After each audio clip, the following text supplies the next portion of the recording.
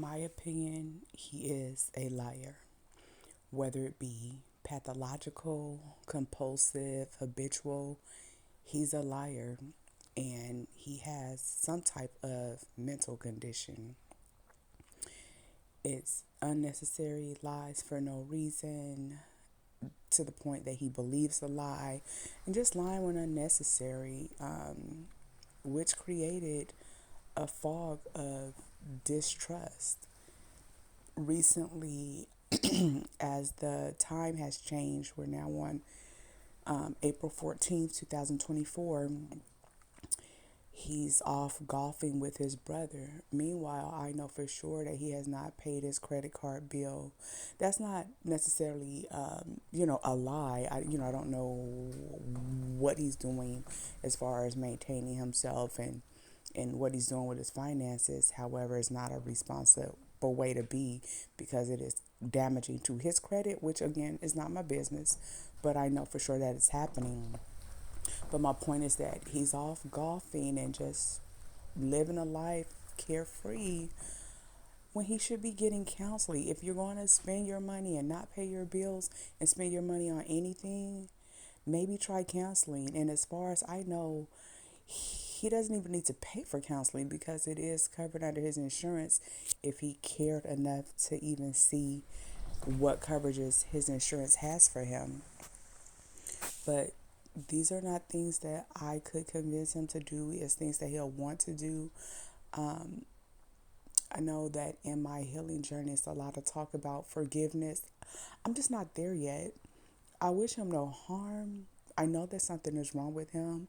I do hope that he gets the help he needs, but I'm not sure that he's going to get the help he needs in the environment that he's in.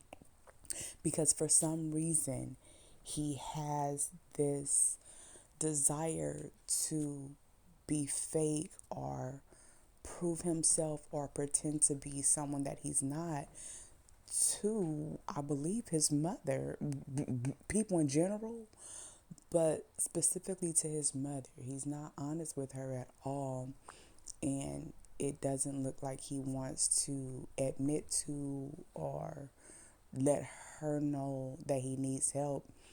And she's such a enabler for him, as well as probably in denial about the conditions and situations that her children are in. I also read that the pathological liars, they will lie with a straight face, looking you in the eye. But it also had indications of an anxiousness, the body language. And I know during the last initially calm sit down that we have, was a lot of sweating, a lot of leg movement, flapping, and I couldn't understand why it was so much shaking and jitteriness during that time. And then also, when I tried to reach a resolution to confirm, not confirm, but just to discuss what had happened when I was in Arizona, he didn't want to bring Colin down to say, hey, let's see what happened here. Like, let's discuss what happened. He's like, nope, nope, nope. He didn't want a group discussion about it. Then days later, when I brought it back to his attention during a text message argument, I said, look, I tried to discuss it, try to bring it out into the open so everybody could say their piece on it.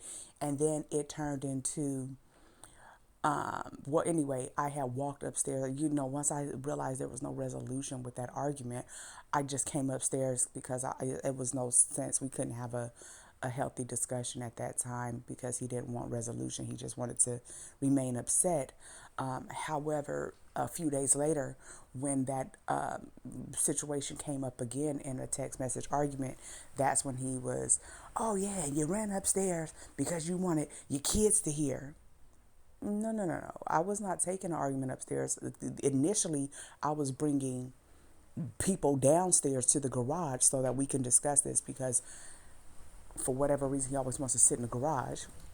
However, he did not want Kyle to come down because he knew that he was lying about what he was telling me.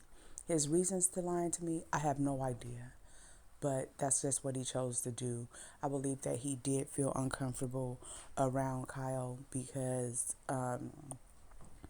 he was lying. Kyle had already, previous years, read him about his behavior and his liar in a disrespectful manner, nonetheless. But he did, basically let him know that he sees through his lies and deceit, and I think that that resonated with him as far as making him more fearful of Kyle.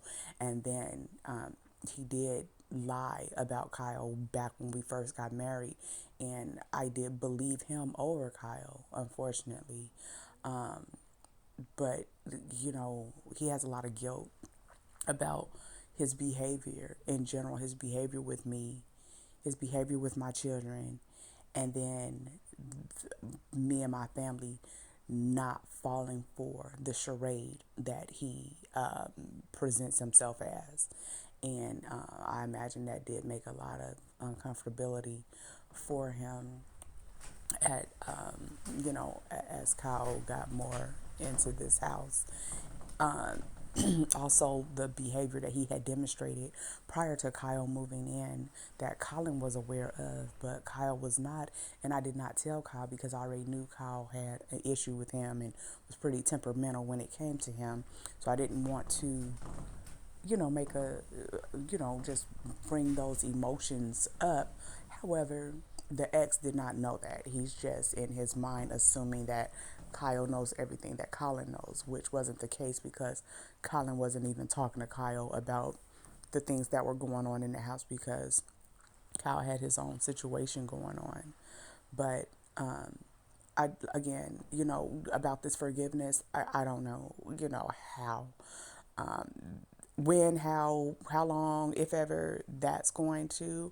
I do know that I feel that he has a personality disorder. I don't know if it's narcissism, or maybe just narcissistic traits. I know that it's very toxic, it's very deceiving, it's unfortunate, and I can't fix it.